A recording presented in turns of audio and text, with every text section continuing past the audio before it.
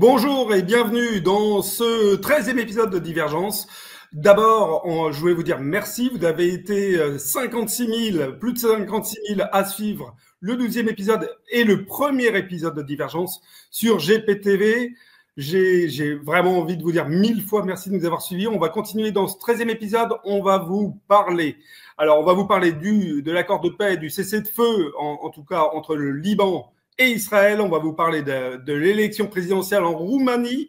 La Roumanie peut-être futur agent du Kremlin. Et puis, on va vous parler enfin de Trump, de son plan de paix et voir si c'est réalisable. En tout cas, tout de suite, générique.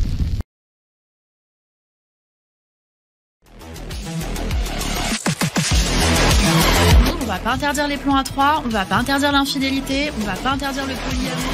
Le bruit et la fureur. Rien à foutre. Nique ta mère. Madame Pécresse, c'est Madame Pinter 02. À Pinter 02, elle appellera à voter pour Emmanuel Macron. Silicon Valley en Seine-Saint-Denis, c'est plutôt la Silicon voilée, non? Je suis la seule à pouvoir battre Emmanuel Macron. Au revoir.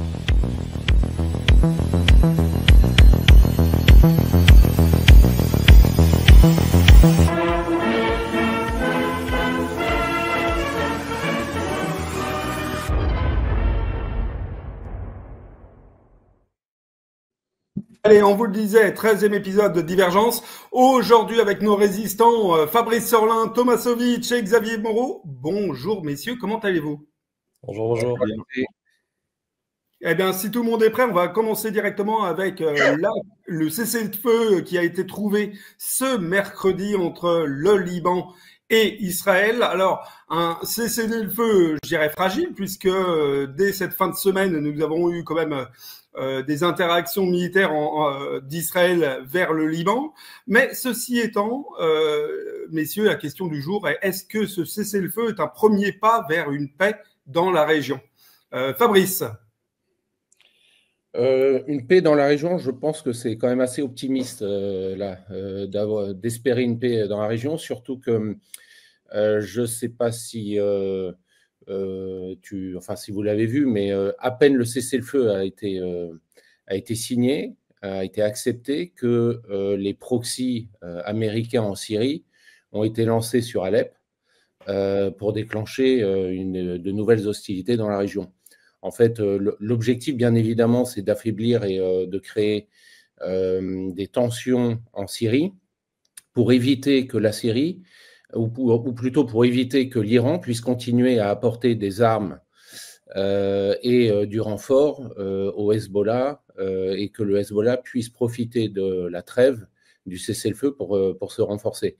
Donc, oui, un cessez-le-feu, c'est toujours une bonne chose, c'est en soi un pas vers la paix, mais en réalité, dans cette configuration précise, là, actuellement au Moyen-Orient, je pense que la guerre va continuer, mais sous une autre forme, et elle est déjà en train de se poursuivre maintenant sur le sol syrien. Xavier, pourquoi penses-tu en fait qu'Israël s'est trouvé en position de devoir négocier ce cessez-le-feu? Son offensive au sud Liban, alors je connais un peu le sud Liban puisque j'y ai servi quand j'étais dans la FINUL en 96-97, est un échec complet. Hein. Moi, à l'époque où j'y étais, il y avait ce qu'on appelait l'Israeli Control Area, donc c'était une zone de 20 km qui était totalement contrôlée par Israël à l'intérieur du sud Liban. Et à l'époque, le Hezbollah leur mettait la misère, pour parler familièrement. Et je pense qu'ils se sont pris, comme en 2006, de nouveau une raclée. Donc, ils ont été contraints de se retirer et de porter la guerre ailleurs. Alors, on ne peut que... Moi, je me réjouis parce que je vois les Libanais qui reviennent. Hein, on a vu ces colonnes. Ah, on a perdu Xavier. Thomas, en attendant le retour de Xavier, est-ce que tu penses que il y a une volonté de rééquilibrer militairement ces positions d'Israël en vue du combat contre le Hamas, ou est-ce que c'est véritablement de bonne foi une tentative de paix? Alors, la paix, c'est avec le Hezbollah aussi. Il faut préciser une petite nuance avec le Liban, quand même, mais bon, il n'y a pas non plus une grosse différence, même si c'est important de le préciser.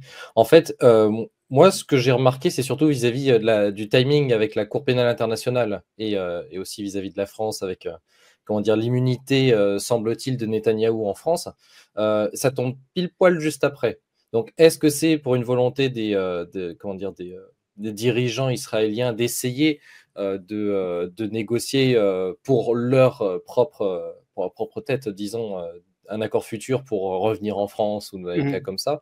Bon, les États-Unis, on sait très bien ce qui va se passer, et ça a déjà été évoqué par Biden. Mais une paix future à Gaza, je ne sais pas, parce qu'en fait, le Liban, il y a eu déjà plusieurs conflits, c'est malheureusement pas ce qui a manqué ces dernières décennies, mais il n'y a pas un objectif comme à Gaza clair. Au Liban, c'est surtout vis-à-vis d'essayer de détruire le Hezbollah, et ils ont réussi à le faire en grande partie quand même, avec les différentes attaques qu'on a pu évoquer dans différentes émissions auparavant. La concentration sur Gaza, ça c'est certain, parce que ça reste quand même leur objectif premier. Après, on verra. Enfin, moi, je suis pas d'accord avec... Alors, Fabrice, on va redonner la parole à Xavier qui est de retour. Xavier, excuse-nous, on t'a coupé parce que du coup, moi, je ne suis pas d'accord sur la destruction du Hezbollah. Je pense qu'Israël a commis une erreur, c'est d'oublier que le Hezbollah, ce n'est pas un groupe terroriste, c'est un parti politique. C'est le parti politique le plus puissant au Liban. Et c'est une structure extrêmement bien organisée, ce qui fait que si jamais vous tuez des représentants en plus politiques, donc c'est pas eux qui mènent les opérations sur le terrain, pour faire un ordre de comparaison, c'est pas, si jamais vous tuez Vladimir Poutine, ça n'arrêtera pas Gerasimov, le chef d'état-major de l'armée russe, sur le terrain. Donc en fait, ils ont cru qu'ils avaient affaire, ou ils ont fait semblant de croire qu'ils avaient affaire à un groupe terroriste. En fait, ils ont affaire à un parti politique qui a une branche armée et qui leur a fait subir une nouvelle défaite. Hein, moi, je les ai vus faire le Hezbollah, encore une fois, quand j'étais au sud Liban. C'est loin d'être des amateurs, ils sont extrêmement bien formés. Je me souviens qu'on a vu un instructeur donc, qui nous faisait des cours sur les missiles filoguidés. Donc à l'époque, c'était les Milan, donc qui sont tirés avec un fil qui se déroule. Et il nous disait qu'il avait vu des gars du Hezbollah. La portée, normalement, c'est 2000 mètres. Parce qu'après, le missile devient trop lourd pour le poids du fil.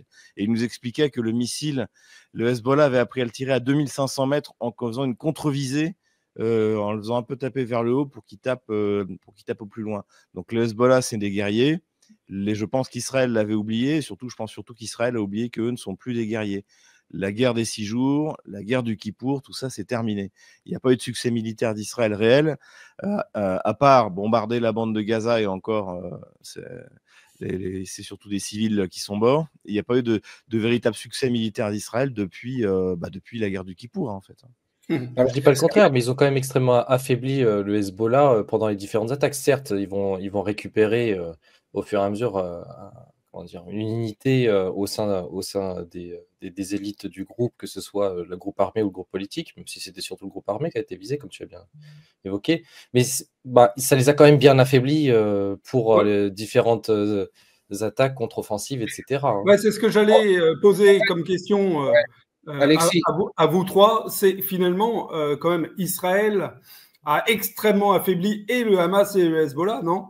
En fait, ce qu'il faut bien voir, c'est que l'attaque là qui s'est passée au sud Liban, sincèrement, ça a été un échec total pour Israël. Ils ne sont même pas rentrés sur plus de 10 km au sud Liban. Ils n'ont pas pris un seul village majeur du sud Liban. Ils n'ont même pas atteint la rivière Litani. C'est-à-dire que tous les objectifs de guerre, alors là, c'est l'objectif, on va dire, géographique. Ils avaient aussi comme objectif de réduire à néant les rampes de lancement du Hezbollah. C'est un échec aussi, puisqu'aujourd'hui, Tel Aviv et Haïfa sont sous le feu direct du Hezbollah.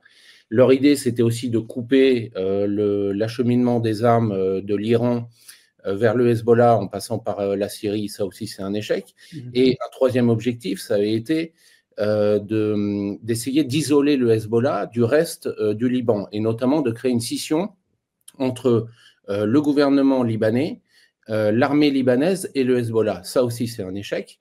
Et enfin, l'objectif final pour Israël, c'était quand même d'occuper le sud-Liban, puisque on se souvient que le Premier ministre israélien avait même nommé la société qui allait normalement prendre en charge la reconstruction du Sud-Liban. Donc en fait, tous les objectifs d'Israël, de Netanyahou et de son gouvernement, il n'y en a pas un seul qui a été atteint. Donc, c'est une véritable déculottée, là. Et on ne peut pas dire, en réalité, pardon, je finis là-dessus, mais on ne peut pas dire que le Hezbollah a été affaibli. Je pense que ça a été la grosse erreur d'Israël, c'est de penser qu'en tuant les têtes du Hezbollah, soit en les assassinant, soit avec l'histoire des beepers, ils allaient complètement désorganiser le Hezbollah. En fait, le Hezbollah fonctionne en cellules. Je parle là de la partie armée. C'est des cellules indépendantes les unes des autres. Juste un petit exemple, et après j'arrête ici.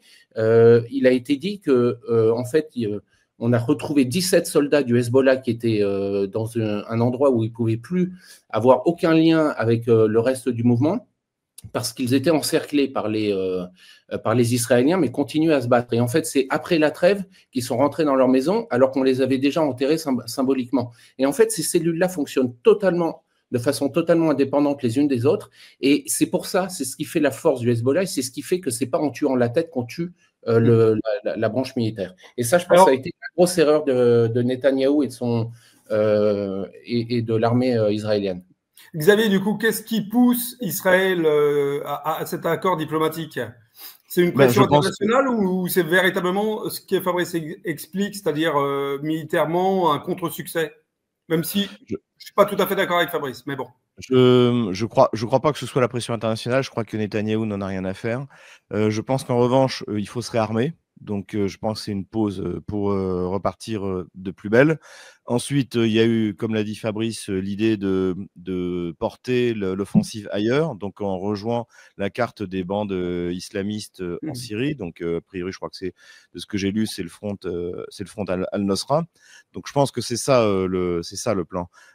Mais je suis sceptique sur la capacité, encore une fois, d'Israël à aller plus loin. Ce qui, à mon avis, ceux qui vont payer pour le coup, c'est la bande de Gaza, parce que finalement, là, Israël peut encore faire quelque chose, mais je pense qu'ils ont été acculés à faire ça, mais acculés à faire ça par la réalité du terrain, en fait. Thomas, c'est quoi l'avenir alors dans la région? Trump va arriver au pouvoir le 20 janvier. On en a parlé dans toutes les émissions. Xavier, dans ta super émission ici Moscou qui a été tournée, les États-Unis soutiennent Israël de mordicus. Est-ce qu'on va vers une paix ou finalement c'est véritablement, comme l'explique Xavier, une pause stratégique et la volonté simplement de se préparer, de se réarmer pour mieux repartir au combat? Je partirais plus sur Xavier, pour être honnête, parce que quand on regarde les dernières décennies, c'était le chaos absolument partout, sauf du côté soutien américain. Et c'est vrai que du moment que l'oncle Sam soutient Israël, ils vont être beaucoup plus autonomes pas totalement autonomes vu qu'il y a Washington derrière, mais ils auront une plus grosse autonomie. C'est pas comme si les États-Unis arrêtaient d'aider Israël, et dans ce cas-là, oui, ça serait un peu plus compliqué. C'est le même cas que pour beaucoup d'autres pays.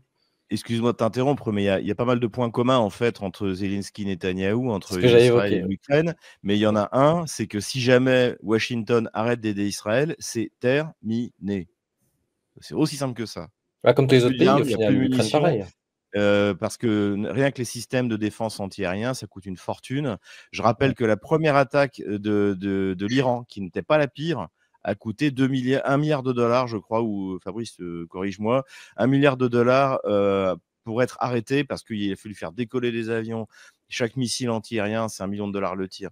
Donc évidemment que sans Washington, ça ne peut pas continuer. Ce qui veut dire que si Trump a vraiment l'intention de faire la paix au Moyen-Orient, il a les moyens de faire pression sur Netanyahou sans aucun problème. En fait, Xavier, c'est pas juste, parce que là, je suis complètement d'accord avec toi, mais c'est même là, en temps de guerre, si jamais Washington ne soutient pas Israël, Israël est terminé, mais même en temps de paix, en réalité, si Washington et les pays européens ne soutiennent pas Israël, Israël ne peut pas vivre.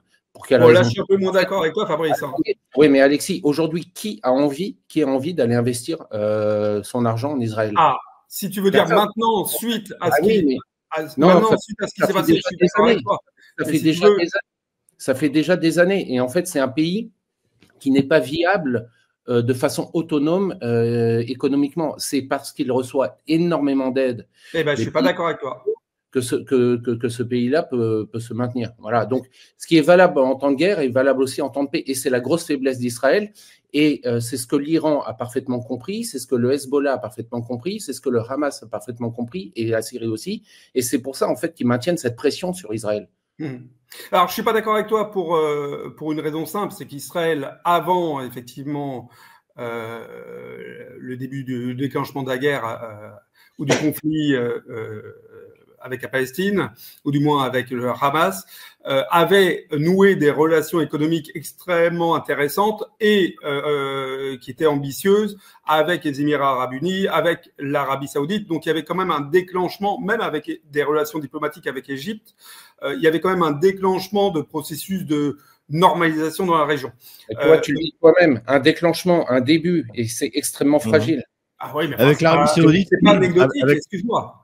Attends, avec l'Arabie saoudite, ça devait, en fait, c'était la suite des accords d'Abraham qui avait été signé, si je me souviens bien, en août 2020, qui était un projet de Trump, qui n'était pas idiot, qui consistait à faire reconnaître Israël, puisqu'en principe, tous les pays arabo-musulmans refusèrent de reconnaître Israël. C'était les 3 noms, pas de reconnaissance d'Israël, pas de reconnaissance des territoires occupés, etc. Les Émirats arabes unis, effectivement, ont signé, le Maroc a rejoint, l'Arabie saoudite devait rejoindre, et là, l'Arabie saoudite a dit clairement, tant qu'il n'y aura pas d'État israélien, c'est terminé. Palestinien, tu veux dire d'État palestinien, ouais. Qu'est-ce que j'ai dit, ouais. Le contexte est totalement différent maintenant. Le contexte est totalement différent parce que là, avec ce qui s'est passé, et il faut le reconnaître, les États-Unis n'ont plus aucun allié dans la région. L'Arabie Saoudite, qui était leur plus grand allié, maintenant avec, même s'ils ont pas rejoint les BRICS, mais on voit quand même que l'Arabie Saoudite ne veut plus être un unique allié de Washington, mais jouer comme beaucoup d'autres pays. Sur plusieurs tableaux. Ah, tu as raison. Alors, je vais poser la dernière question parce que c'est un sujet passionnant. On pourrait y rester des heures dessus. Dernière question sur le thème. Est-ce qu'on parlait justement du signal? Je crois que c'est Thomas qui disait le signal qu'envoie le soutien de Trump et de l'administration américaine à Israël. Quel signal cette réélection de Trump donne également côté des groupes armés que sont le Hamas ou le Hezbollah? Est-ce que ça leur donne pas non plus eux aussi l'envie peut-être de se dire bon là de toute façon on n'y arrivera pas parce que les États-Unis resteront derrière Israël? Est-ce que c'est pas le temps de négocier? Je ne sais pas si c'est vrai, mais c'est sorti dans la presse américaine. Il y aurait eu une rencontre entre le représentant de l'Iran à l'ONU et Elon Musk. Donc, moi, encore une fois, je pense que faire des projections sur ce que va faire Trump, c'est extrêmement difficile aujourd'hui. On ne sait pas. Même les nominations, qui pour l'instant d'ailleurs n'ont pas été validées par le Congrès, on ne sait pas ce que ça va donner. Et j'ai bien aimé l'analyse du général de la Ward qui disait que effectivement, quand on regarde autour de Trump, ils sont tous officiellement sionistes, mais ce n'est pas des sionistes de conviction. C'est-à-dire que beaucoup d'ailleurs sont pas juifs parmi les gens qu'il a nommés. Rubio, il est d'origine cubaine et ils étaient sionistes parce que c'est bien d'être sioniste aux États-Unis. Hein, c'est comme le dit Youssef Indy, si t'es pas sioniste, t'es pas président. Donc je pense que c'était une bonne chose je pense que c'est ça la grande différence, c'est-à-dire que c'est pas ils vont pas aller jusqu'au bout. Si jamais Trump arrive à imposer sa ligne, on peut peut-être revenir sur l'esprit des accords d'Abraham et tordre le bras à Netanyahou. Ça va dépendre. Je pense que visiblement la relation entre Netanyahou et Trump n'était pas bonne parce que je rappelle que la semaine d'après la signature des accords d'Abraham, Netanyahou a laissé entendre qu'il allait quand même continuer à coloniser les territoires palestiniens. Et ça n'avait vraiment pas plu à Trump. Donc moi, honnêtement, jusqu'au 20 janvier, que ce soit sur le conflit ukrainien, que ce soit sur le conflit israélien, je serais très prudent et je me contenterais d'hypothèses. Mais de toute manière, je pense que ça ne peut pas être pire que ça l'était avec Biden, dans les deux cas d'ailleurs. Donc, attendons de voir. Ça peut jamais être pire qu'avec Biden. Fabrice et Thomas, chacun votre mot de la fin sur le sujet. Donc pour moi, en fait, que ça soit l'Iran ou tout l'axe de la résistance, je pense que pour eux, ça change strictement rien que ce soit Biden ou Trump. De toute façon, que ce soit démocrate ou républicain, la ligne a toujours été une ligne pro-sioniste et le deep state, l'État profond américain, de toute façon, lui a toujours été derrière Israël. Donc, je ne pense pas que ça change grand-chose pour eux. Et je pense, par contre, qu'ils en sont parfaitement conscients et qu'ils avancent à leur rythme sans tenir compte de ce qui se passe aux États-Unis. Thomas? Vis-à-vis de l'échec qu'il y a eu en Ukraine, plus la volonté de Trump vraiment avec sa haine des Chinois, enfin disons que la confrontation volontaire face à la Chine, on va quand même, je pense, plus vers une aide de Taïwan extrêmement importante. Et dans ce cas-là, est-ce qu'il va pousser aussi Israël à vraiment des grosses négociations? L'avenir nous le dira. Voilà. En tout cas, fin du sujet pour cette semaine. Vous le voyez, comme vous découvrez notre émission sur GPTV, c'est un talk show vivant. Hein. On se coupe la parole, on rebondit.